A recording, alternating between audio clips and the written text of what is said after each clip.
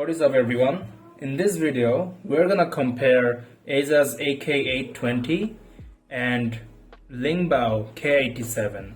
So right now I have both of these keyboard, and the first difference between these two is this one is having 81 keys and it's smaller than the K87, and the K87 has 87 keys. So this is a TKL keyboard and this is a 75% compact layout keyboard.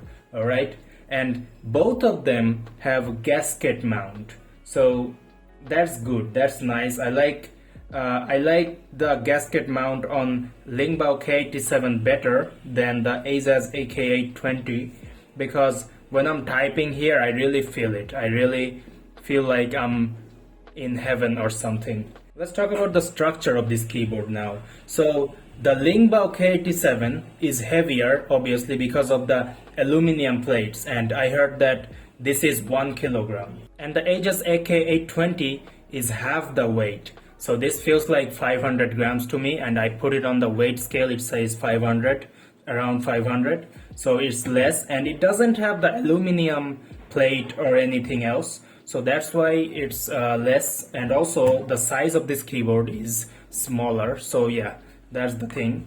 I don't really like heavyweight keyboards that much, but for the build quality it's nice. Like, I don't really think this build quality is bad. This is really premium build quality. There's no rattle or anything, no sound or anything that indicates that this is a bad build.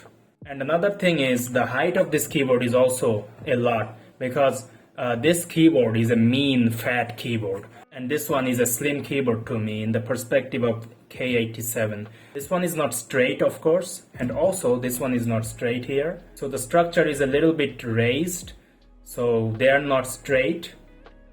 And for AK820 it's also same, but it's less height. But this thing, this razor, is same in both keyboard. So this one is the large one, so there's two steps to it, like one is this and also there's a smaller one, whichever you want to use. And for the K87 it's the same. So over here you get one here, this is the large one, and one in the smaller, and one small one. So one thing I miss in the Lingbao K87, even if it's a little bit higher in the range, is the knob. Okay, so most of the time I use the knob to increase the volume or decrease it. So I really use the knob in my AK820, but this doesn't have the knob, so I have to use the FN key with the F11 and F12, which I don't really like it that much. But in this price range I can't really complain, because there are differences in this keyboard and it's almost a similar price. This one is a little bit higher than the AK820, but also have different things. For example, the Lingbao K87 has the aluminum plate. It's like aluminum on the topper side over here, the top side of the plate, and probably also the bottom, because this one doesn't feel like plastic to me. It feels like aluminum also, but I think the bottom part is plastic because it sounds like it. So, and the upper part is definitely aluminum. Alright, and this Lingbao K87 also supports Bluetooth connection, and AK820 doesn't have the Bluetooth connection in the vanilla mode, but in the pro mode, which is higher than the K87, you get the Bluetooth and 2.4G receiver, so you can use the dongle for the pro version, but for the vanilla version you don't really get it. Then the lighting is also revamped in the K87. For example, we got the ambient lighting here, which can be controlled. We also got the side lighting here, which can be controlled, and obviously these lights can also be controlled.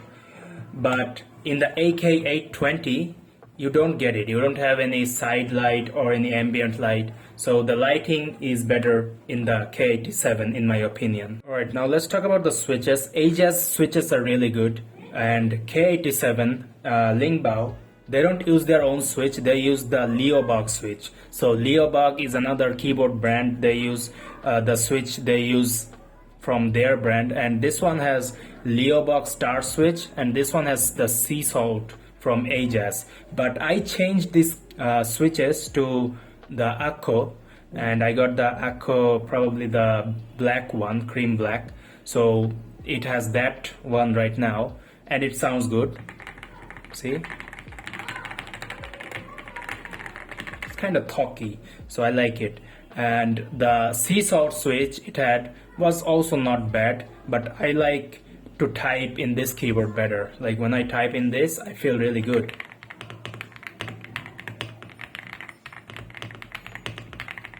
It just feels more talky to me.